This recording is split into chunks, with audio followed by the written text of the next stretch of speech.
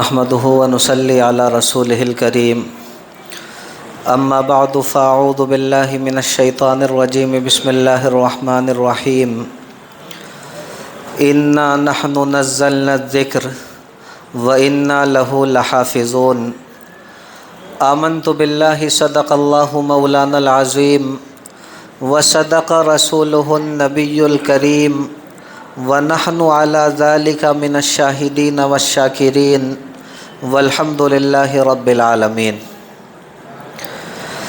میرے محترم بزرگوں، بھائیوں اور دوستوں، ہم سبھی کے لیے مقام مسرت ہے اور مقام شکر ہے کہ آج اللہ رب العزت نے ہم سبھی کو قرآن مقدس کی تکمیل کے موقع پر ایک ساتھ جمع ہونے کا موقع مرحمت فرمایا۔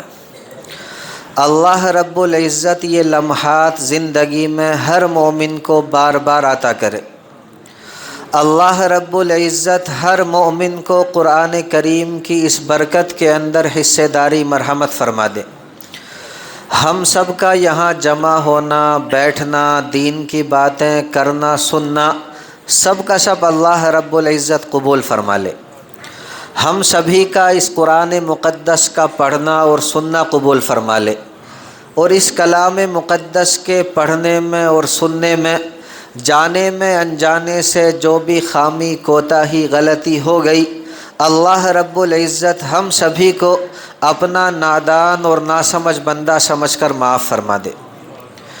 دیکھیں، میں نے قرآن مقدس کی ایک آیت مبارکہ آپ سبھی حضرات کے سامنے پڑھی۔ اسی آیت مبارکہ سے متعلق بس چند باتیں میں آپ کی خدمت میں رکھوں گا۔ بس اللہ رب العزت سے آپ دعا فرما دیں کہ صحیح صحیح باتیں میری زبان سے کہلوا دے، اور ہم سبھی کے لیے ان باتوں کو کارآمد اور نفع بخش بنا دے۔ دیکھیں، اللہ رب العزت نے اپنے پیارے حبیب نبی کریم سرور دو عالم صلی اللہ علیہ وسلم کے اوپر اس کلام مقدس کو نازل فرمایا، اور پھر اللہ رب العزت نے اس کلام مقدس کی حفاظت کا ذمہ خود لیا۔ اور جس آیت کے اندر اللہ رب العزت نے قرآن مقدس کی حفاظت کا تذکرہ فرمایا، وہ آیت بھی میرے پیارے بھائیوں عجیب و غریب ہے۔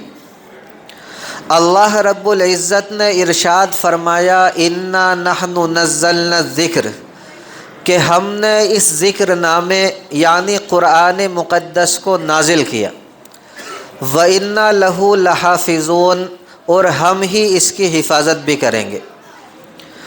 آپ ذرا اس آیت مبارکہ کے ترجمے پر غور کریں۔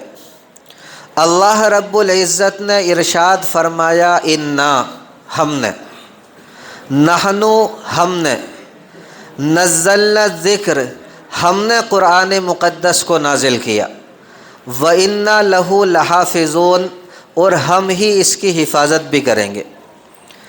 آپ اندازہ لگائیں کہ اس ایک آیت کے اندر اللہ رب العزت نے 4 مرتبہ ہم نے فرمایا۔ دیکھیں کیا اعجاز ہے اس کلام الہی کا۔ یہ میرا آپ کا نئی شہنشاہ حقیقی کا کلام ہے۔ اس کا شاہانہ انداز دیکھیں کہ کلام مقدس کی حفاظت کا تذکرہ کرنا تھا تو ایسی جامع بات کہی، ایسی ٹھوس بات کہی کہ اس سے زیادہ جامع بات کا میں اور آپ تصور بھی نہیں کر سکتے۔ فرمایا کہ ہم نے اس کلام مقدس کو نازل فرمایا اور ہم ہی اس کی حفاظت بھی کریں گے۔ علماء کرام نے لکھا ہے کہ اس آیت مبارکہ کے اندر اللہ رب العزت نے جو 4 مرتبہ ہم نے فرمایا، اس سے کلام مقدس کے اندر عظمت کو پیدا کرنا مقصود ہے۔ یہ بتانا مقصود ہے کہ جس ذات کا یہ کلام ہے، وہ ذات مرتبے اور مقام کے اعتبار سے سب سے زیادہ بلند و بالا ہے، اور جس طرح وہ ذات مرتبے اور مقام کے اعتبار سے سب سے زیادہ بلند و بالا ہے، اسی طرح اس ذات کا یہ کلام بھی مرتبے اور مقام کے اعتبار سے سب سے زیادہ بلند و بالا۔ ہم اگر اردو زبان میں اس آیت کریمہ کا ترجمہ کرنے لگیں تو میرے پیارے بھائیوں ذرا وضاحت کے ساتھ اس طرح ترجمہ کریں گے، انا ہم نے، نحنو ہاں ہم نے، نزلنا الذکر ہاں ہاں ہم ہی نے قرآن مقدس کو نازل کیا، وَإِنَّا لَهُ لَحَافِظُونَ اور ہم ہی اس کلام مقدس کی حفاظت بھی کریں گے۔ اب دیکھیں کلام کے اندر کتنی جان پڑ گئی۔ اب دیکھیں کلام مقدس کی ایک حفاظت تو یہ ہوتی ہے کہ یہ جو کلام مقدس کے نسخے ہمارے پاس رکھے ہوتے ہیں ان کو اللہ رب العزت محفوظ فرما دے، اور کلام مقدس کی ایک حفاظت یہ ہے کہ اللہ رب العزت کا اس قدر احسان ہے کہ اگر ہم ساری زندگی اس کا شکریہ ادا کریں تب بھی اس کے احسان کا حق ادا نہیں کر سکتے۔ وہ دوسری حفاظت یہ ہے کہ اللہ رب العزت نے ہمارے سینوں کو قرآن مقدس کے لیے کھول دیا، ہمارے سینوں کے اندر کلام مقدس کو محفوظ کر دیا، اور اس قدر محفوظ کیا، اس انداز سے محفوظ کیا کہ میرے پیارے بھائیوں عقلیں دنگ رہ جاتی ہیں، حیران رہ جاتی ہیں۔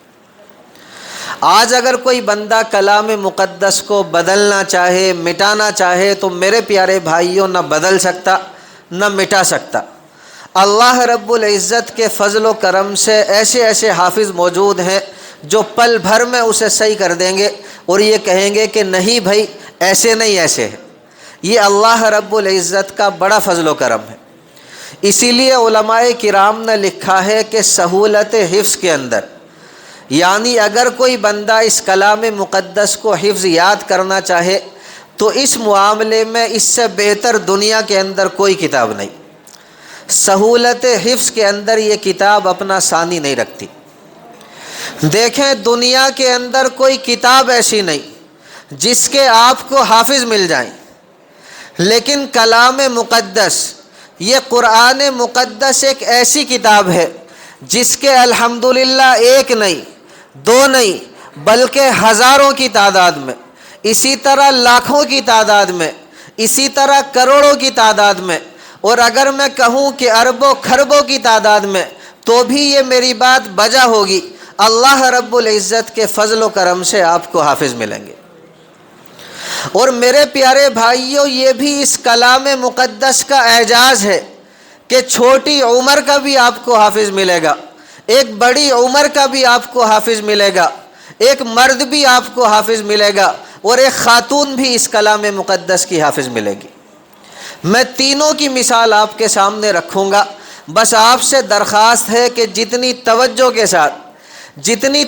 کے ساتھ آپ مجھے سنیں گے، جتنی توجہ میری جانب رکھیں گے، انشاءاللہ ثم انشاءاللہ مجھے بھی بات کو بیان کرنے میں اتنا ہی مزہ آئے گا اور آپ کو سننے کے اندر بھی اتنی ہی لذت ملے گی۔ بس اللہ رب العزت ہر مومن کو عمل کی دولت سے مالا مال فرما دے۔ دیکھیں کتابوں کے اندر لکھا ہے، خلیفہ ہارون رشید کا نام آپ نے سنا ہوگا، اس کے سامنے ایک بچہ ایسا لایا گیا جس کی عمر تھی فقط 5 سال۔ کتنی؟ فقط 5 سال، لیکن الحمدللہ ثم الحمدللہ وہ معصوم بچہ کلام مقدس کا پورا حافظ تھا۔ آپ دیکھیں کتابوں کے اندر لکھا ہوا ہے کہ جب وہ معصوم بچہ خلیفہ ہارون رشید کے پاس آیا تو اپنے باپ سے جھگڑ رہا تھا، اپنے باپ سے کہہ رہا تھا کہ ابا جان آپ یہ بتائیے کہ مجھے کھانے کے لیے گڑ کی ڈلی دیں گے نہیں دیں گے؟ باپ نے کہا کہ بیٹا کھانے کے لیے گڑ تو آپ کو ضرور ملے گا، لیکن شرط یہ ہے کہ خلیفہ وقت کو قرآن مقدس سنانا ہوگا۔ اس نے کہا کہ ابا جان بس آپ گڑ کھلا دیں، انشاءاللہ ثم انشاءاللہ میں خلیفہ وقت کو کلام مقدس سنا دوں گا۔ میرے پیارے بھائیوں کتابوں کے اندر لکھا ہے کہ خلیفہ ہارون رشید نے اس معصوم بچے سے 5 جگہوں سے کلام مقدس سنا، کیونکہ 5 سال کا حافظ تھا اس لیے اس نے رعایت کی کہ 5 جگہوں سے کلام مقدس سنا، اور اس معصوم بچے نے اللہ رب العزت کے فضل و کرم سے 5 جگہوں سے قرآن مقدس کو بالکل ٹھیک ٹھیک سنا دیا۔ آپ دیکھیں ایک ایسا چھوٹا بچہ جو اپنے باپ سے گڑ کی ڈلی لینے کے لیے جھگڑ رہا ہے، لیکن الحمدللہ ثم الحمدللہ وہ معصوم بچہ لے کے الحمد سے والناس تک پورے کلام مقدس کا حافظ ہے۔ اللہ رب العزت ہماری نسلوں میں بھی اسی طرح کلام مقدس کے حافظ پیدا فرما دے۔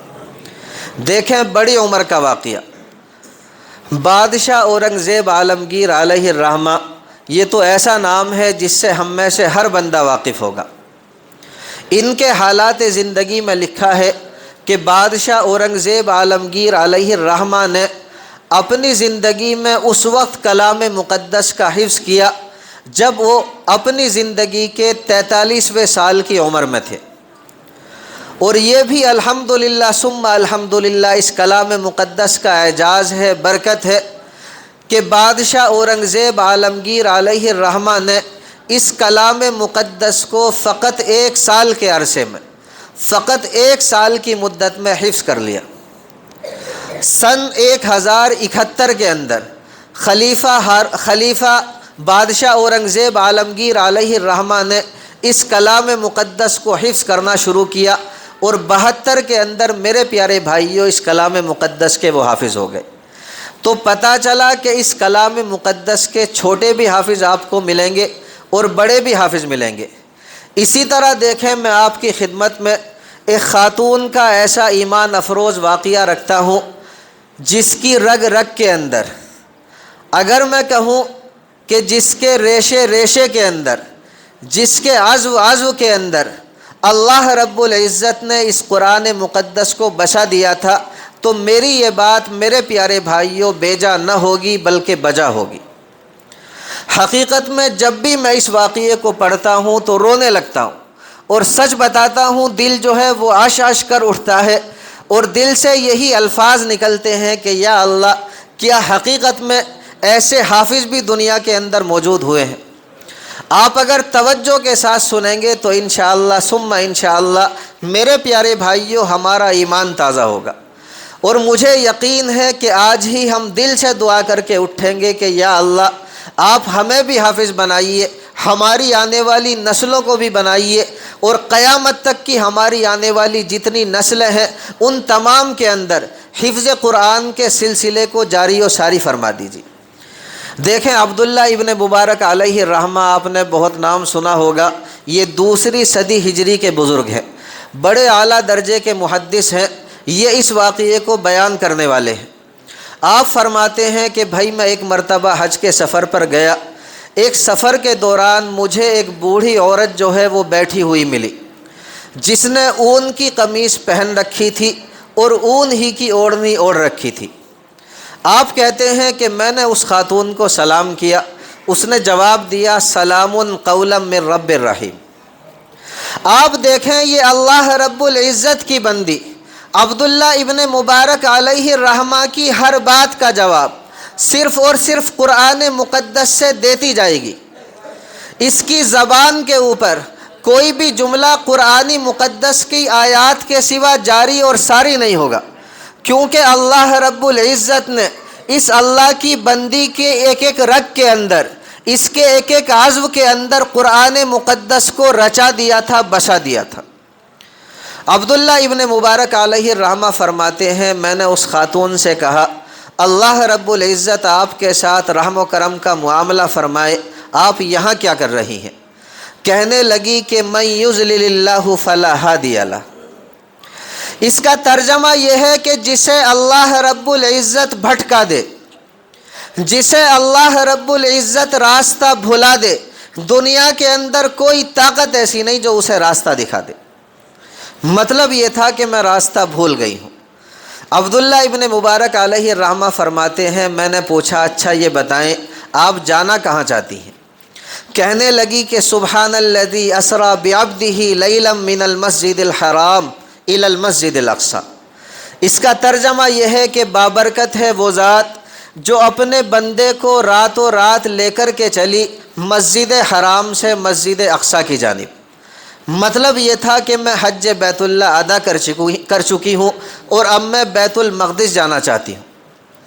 عبداللہ ابن مبارک علیہ الرحمہ فرماتے ہیں میں نے پوچھا کہ یہ بتائیے آپ یہاں کب سے بیٹھی ہیں؟ کہنے لگی کہ 3 لیال سویہ، مجھے یہاں بیٹھے بیٹھے 3 رات گزر گئی۔ عبداللہ ابن مبارک علیہ الرحمہ فرماتے ہیں میں نے پوچھا یہ بتائیے کہ آپ کے پاس کوئی کھانا نظر نہیں آ رہا، آپ کھاتی کیا ہیں؟ تو فرمانے لگی کہ ہوا یطعمنی ویسقین، وہ میرا پروردگار ہی مجھے کھلاتا بھی ہے اور وہی مجھے پلاتا بھی ہے۔ آپ فرماتے ہیں میں نے پوچھا یہ بتائیے کہ وضو کس چیز سے کرتی ہیں؟ تو فرمانے لگی اتم الصیام الی اللیل فتیمموا صعیدا طیبا، کہ پاک مٹی سے تیمم کر لو۔ مطلب یہ تھا کہ یہاں میرے پاس پانی کا انتظام نہیں، اس لیے میں ایسا کرتی ہوں کہ تیمم سے کام چلا لیتی ہوں۔ عبداللہ ابن مبارک علیہ الرحمہ فرماتے ہیں کہ پھر میں نے اس اللہ کی بندی سے کہا کہ میرے پاس کچھ کھانا ہے، اگر آپ چاہیں تو کھا لیجئے۔ اس پر اس نے دیکھیں کتنی پیاری آیت پڑھی، یہ فرمایا کہ اتم الصیام الی اللیل، کہ پورا کرو روزوں کو رات تک۔ مطلب یہ تھا کہ بھائی میں روزے سے ہوں۔ عبداللہ ابن مبارک علیہ الرحمہ فرماتے ہیں کہ میں نے ان سے کہا کہ بھائی یہ رمضان کا زمانہ تو ہے نہیں، پھر آپ کیسا روزہ رکھے ہوئے ہیں؟ اس پر دیکھیں اس اللہ کی بندی نے قرآن مقدس کی کتنی پیاری آیت پڑھی۔ اس نے فرمایا کہ من تطوع خیرا، کہ جو کوئی بھی تم نفلی عبادت کرو گے تو فإن اللہ شاکر علیم، اللہ رب العزت قدردان بھی ہے اور اس کو جانتا بھی ہے۔ اب دیکھیں عبداللہ ابن مبارک علیہ الرحمہ چونکہ خود ایک زبردست محدث تھے، اعلیٰ درجے کے محدث تھے، آپ نے فرمایا کہ سفر کی حالت میں ایک فرض روزے کا نہ رکھنا جائز ہے، اور آپ ہیں کہ نفلی روزہ رکھے ہوئے۔ اس پر دیکھیں اس اللہ کی بندی نے کتنا پیارا جواب دیا، اور حیرت کی بات یہ ہے کہ ہر بات کا جواب قرآن مقدس سے دیتی۔ کہنے لگی کہ ان تصوموا خیر لکم ان کنتم تعلمون، کہ عبداللہ ابن مبارک اگر تمہیں یہ پتہ چل جائے کہ میرے اس روزہ رکھنے پر اللہ رب العزت نے کیا کیا اجر و ثواب رکھا ہے، اور میرا پروردگار اس روزے کے رکھنے سے کتنا خوش ہوگا، تو پھر تمہارے لیے بھی روزہ رکھنا ہی بہتر ہو جائے۔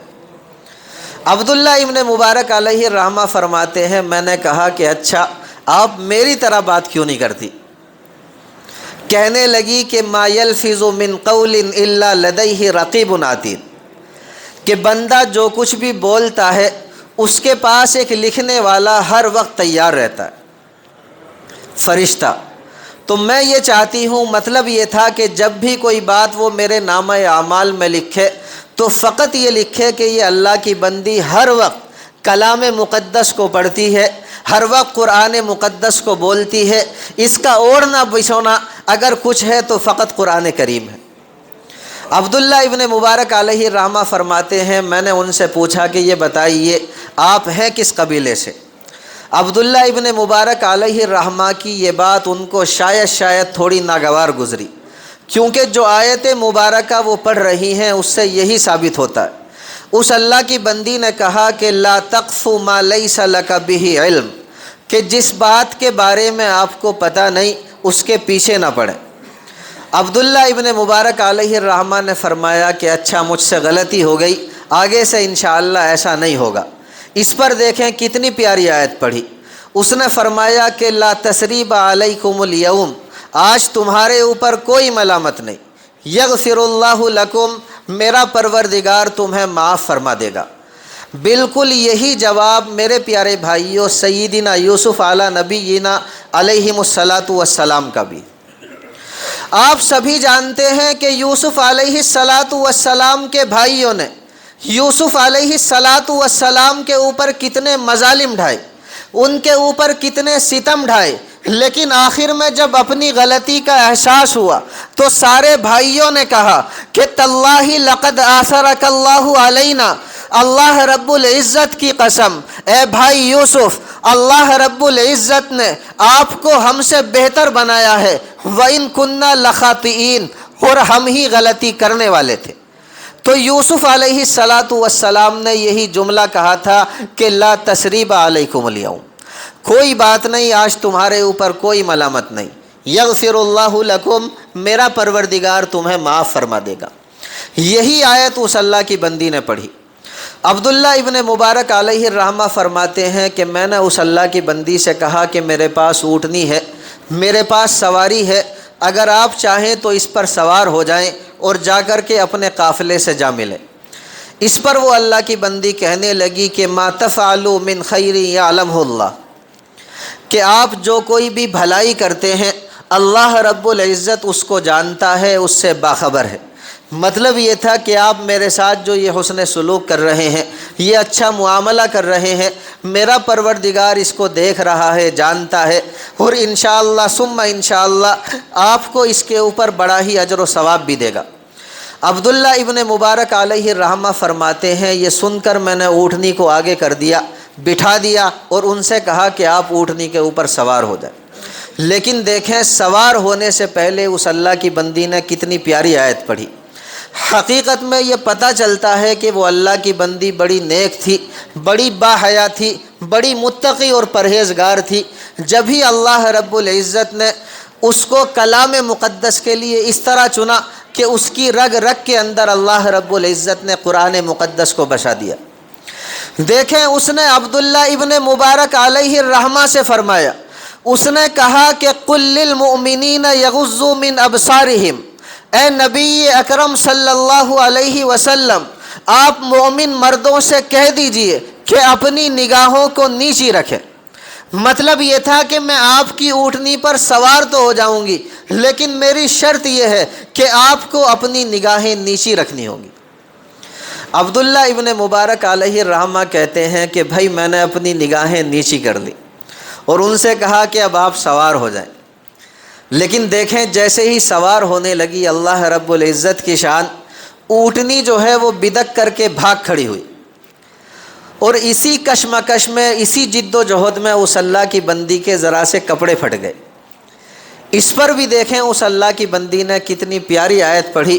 اس نے فرمایا کہ ما اصابکم من مصیبہ فبما کسبت ایدیکم، کہ تمہیں جو بھی مصیبت پہنچتی ہے وہ تمہارے اعمال ہی کی وجہ سے پہنچتی۔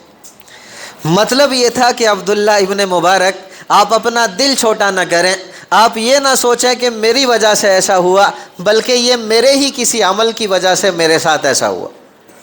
عبداللہ ابن مبارک علیہ الرحمہ فرماتے ہیں میں نے ان سے کہا کہ آپ ذرا ٹھہریں، میں اپنی اونٹنی کو باندھ دیتا ہوں، اس کے بعد آپ سوار ہو جانا۔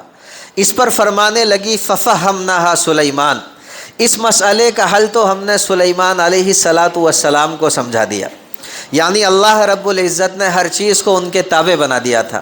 میں وہاں پر اشارہ نہیں کرتا، بات کو چھوڑ دیتا ہوں۔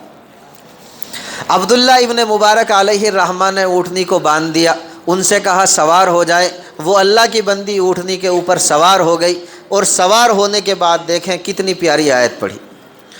اس اللہ کی بندی نے فرمایا سبحان الذی سخر لنا ھذا، کہ بابرکت ہے وہ ذات، بابرکت ہے وہ ذات جس نے اس سواری کو ہمارے فرما بردار بنا دیا۔ وما کننا لہ مقرنین، جب کہ ہم اس سواری کو اپنے بس میں کرنے والے نہیں تھے، جب کہ ہم اس سواری کو اپنے کنٹرول اور قابو کے اندر کرنے والے نہیں تھے۔ وَإِنَّا إِلَىٰ رَبِّنَا لَمُنْقَلِبُونَ، اور ہم سب کو اپنے پروردگار کے پاس لوٹ کر کے جانا۔ عبداللہ ابن مبارک علیہ الرحمہ فرماتے ہیں کہ جب وہ اونٹنی پر سوار ہو گئی تو میں نے جلدی سے اونٹنی کی لگام پکڑی اور بس چل دیا۔ بس پھر کیا تھا، پھر تو میں دوڑا دوڑا جا رہا تھا اور زور زور سے چیخ کر کے اونٹنی کو ہکا بھی رہا تھا۔ عبداللہ ابن مبارک علیہ الرحمہ کی یہ بات بھی انہیں پسند نہ آئی۔ اس پر دیکھیں فرمانے لگی وقصد فی مشیک، کہ عبداللہ ابن مبارک علیہ الرحمہ آپ درمیانی چال چلیں۔ وغضض من صوتک، اپنی آواز کو بھی پست رکھیں۔ عبداللہ ابن مبارک علیہ الرحمہ فرماتے ہیں کہ بھائی اب میں آرام آرام سے چلنے لگا اور ترنم سے کچھ اشعار جو ہیں وہ گنگنانے لگا۔ لیکن یہ بات بھی عبداللہ ابن مبارک علیہ الرحمہ کی اس اللہ کی بندی کو پسند نہ آئی۔ دیکھیں کتنی پیاری آیت پڑھی، اور آپ اندازہ لگائیں کہ کلام مقدس کے اوپر اس کی پکڑ کتنی مضبوط تھی۔ اللہ رب العزت نے کس طرح اس کے دل کو کلام مقدس کے لیے قبول فرمایا تھا، اللہ رب العزت سے دل سے دعا ہے کہ ہم سب کی نسلوں میں اللہ رب العزت ایسے حافظ پیدا فرما دے۔ اس نے عبداللہ ابن مبارک علیہ الرحمہ سے فرمایا کہ فقرؤوا ما تیسر من القرآن، کہ آپ کو قرآن مقدس جہاں سے بھی آسان لگے آپ قرآن مقدس پڑھیے۔ اس کا مطلب یہ تھا کہ آپ نے کہاں یہ اشعار پڑھنے شروع کر دیے۔ یہ اشعار بھی کوئی پڑھنے کی چیز ہے؟ پڑھنے کی چیز اگر کوئی ہے تو وہ ہے قرآن کریم، پڑھنے کی چیز اگر کوئی ہے تو وہ ہے قرآن مقدس۔ اگر کسی چیز کے پڑھنے میں مزہ آنا چاہیے تو وہ ہے قرآن مقدس، اگر کسی چیز کے پڑھنے میں لذت حاصل ہونی چاہیے تو وہ ہے قرآن مقدس۔ لہٰذا اگر آپ کو پڑھنا ہے تو قرآن مقدس پڑھیے۔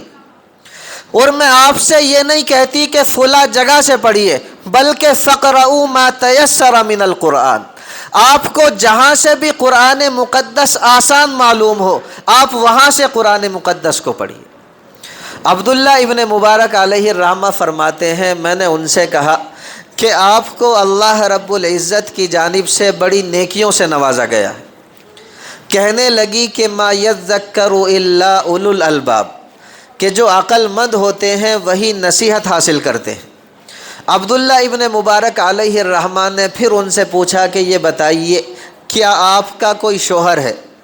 عبداللہ ابن مبارک علیہ الرحمہ کی یہ بات بھی ان کو شاید تھوڑی ناگوار گزری، کیونکہ اس پر بھی جو آیت مبارکہ وہ پڑھیں گی اس سے یہی ثابت ہوتا۔ دیکھیں اس اللہ کی بندی نے فرمایا کہ یا ایھا الذین آمنوا لا تسألوا عن اشیاء ان تبد لکم تسؤکم، اے ایمان والو ایسی چیزوں کے بارے میں سوال نہ کرو، ایسی چیزوں کے بارے میں نہ پوچھو کہ اگر وہ تمہارے سامنے ظاہر کر دی جائے، اگر تمہیں ان باتوں سے باخبر کر دیا جائے تو تمہیں وہ باتیں بری محسوس ہو۔ عبداللہ ابن مبارک علیہ الرحمہ فرماتے ہیں کہ بھائی اب تو میں بالکل خاموش ہو گیا، اور میں نے یہ طے کر لیا کہ جب تک اس کا قافلہ نہیں آ جاتا اس سے ایک بات نہیں کروں گا، کیونکہ یہ تو اللہ کی بندی اپنی زبان سے قرآن مقدس کے سوا کوئی جملہ نکالنے کے لیے تیار نہیں، جبکہ خود یہ بہت بڑے محدث تھے۔ اور سچ بتاتا ہوں جس وقت اس خاتون کو انہوں نے دیکھا ہوگا تو یہ بھی آش کر اٹھے ہوں گے اور یہ سوچ رہے ہوں گے کہ واقعی اللہ رب العزت آپ کی شان کے، آپ کی رحمت کے کوئی ٹھکانے نہیں، آپ کی رحمت بہت زیادہ وسیع ہے۔ کہتے ہیں میں ان کو لے کر کے ان کے قافلے کے پاس پہنچا، جب قافلہ سامنے آ گیا تو میں نے کہا کہ یہ آ گیا آپ کا قافلہ، اب ذرا بتائیں اس قافلے کے اندر آپ کا ہے کون؟ تو فرمانے لگی المال والبنون زینت الحیات الدنیا، کہ مال ہے اور بیٹے ہیں اور میرے بیٹے ہیں جو دنیاوی زندگی کی زینت ہے۔ عبداللہ ابن مبارک علیہ الرحمہ نے پوچھا کہ آپ کے بیٹوں کا اس قافلے کے اندر کام کیا ہے؟ تو فرمانے لگی وعلامات وبالنجم هم یہتدون، کہ وہ علامتیں ہیں اور ستاروں کے ذریعے وہ راستہ معلوم کرتے ہیں۔ مطلب یہ تھا کہ میرے بچے اس قافلے کے رہبر ہیں۔ عبداللہ ابن مبارک علیہ الرحمہ بڑے اعلیٰ درجے کے محدث تھے، وہ ہر اشارے کو سمجھ جاتے تھے۔ آپ فرماتے ہیں کہ میں ان کو لے کر کے ان کے خیمے کے پاس پہنچا، جب خیمہ سامنے آ گیا تو میں نے کہا کہ اچھا بتائیے آپ کا بیٹا ہے کون؟ اس پر دیکھیں کتنی پیاری آیات پڑھی، اور ایک نہیں 3 آیات اس اللہ کی بندی نے ایک ساتھ پڑھی۔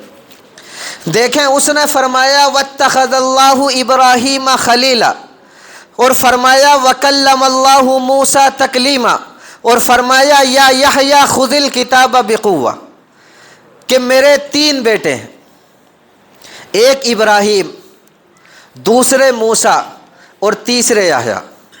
اور آپ اندازہ لگائیں جو آیات میں نے آپ کے سامنے پڑھی یہ کلام مقدس کے اندر ایک جگہ پر موجود نہیں، الگ الگ مقام کے اوپر موجود ہے، لیکن آپ اس کا حافظہ دیکھیں، اس کی پکڑ دیکھیں کہ اس اللہ کی بندی نے کس طرح 3 جگہوں سے 3 مقامات سے قرآن مقدس کی آیات کو اٹھایا اور اپنے بچوں کے نام پیش کر دیے۔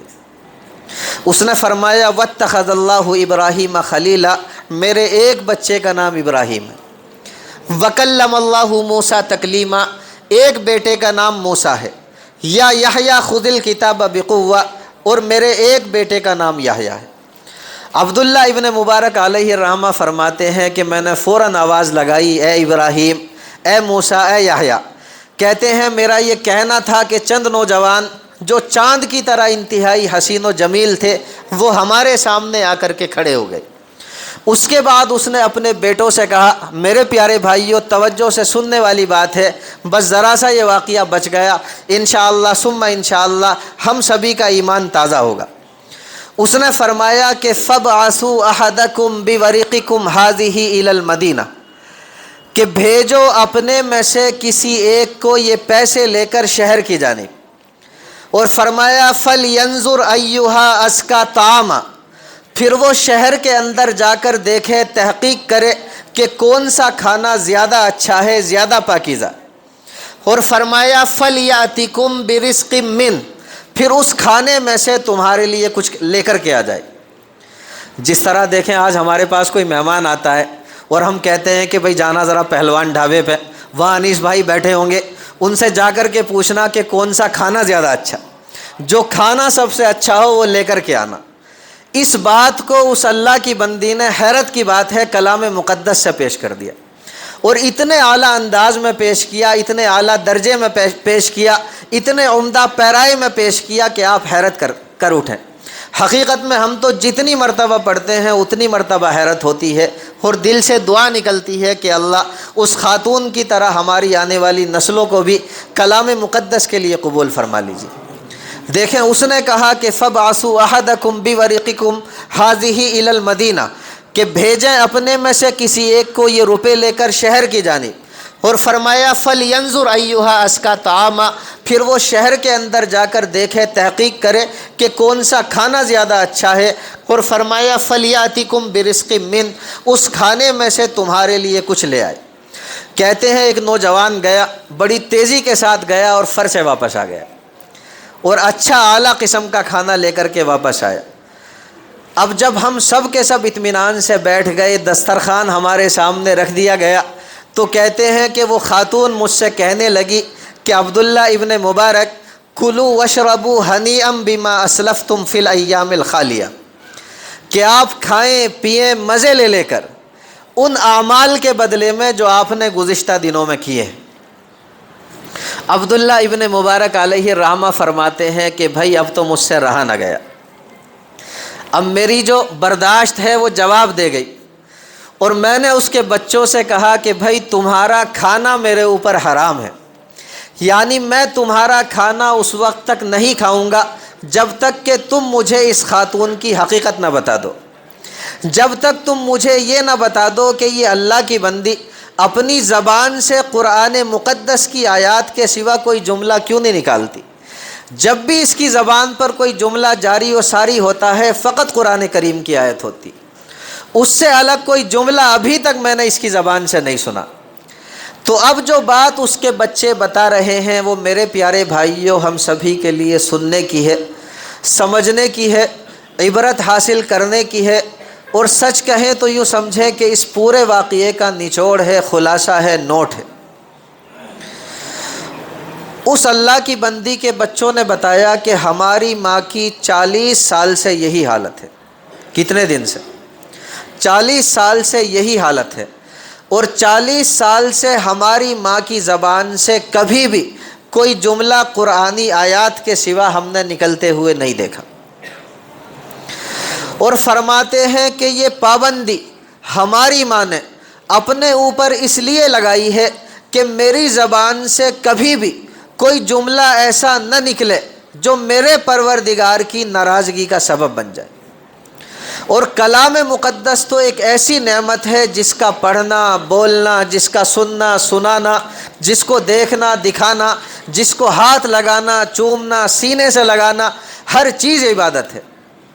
تو ہماری ماں نے یہی طے کر لیا کہ جب بھی بولوں گی فقط قرآن کریم، جب بھی پڑھوں گی فقط قرآن کریم، جب بھی میری زبان پر کوئی جملہ جاری ہوگا فقط قرآن کریم کا ہوگا، اور پھر مجھے اللہ رب العزت کی ذات سے امید ہے کہ انشاءاللہ ثم انشاءاللہ میرا رب مجھ سے ناراض نہیں ہوگا۔ عبداللہ ابن مبارک علیہ الرحمہ کی زبان پر بھی اس وقت بے ساختہ یہ جملہ جاری ہوا کہ ذالک فضل اللہ یؤتیہ من یشاء، یہ اللہ رب العزت کا فضل ہے۔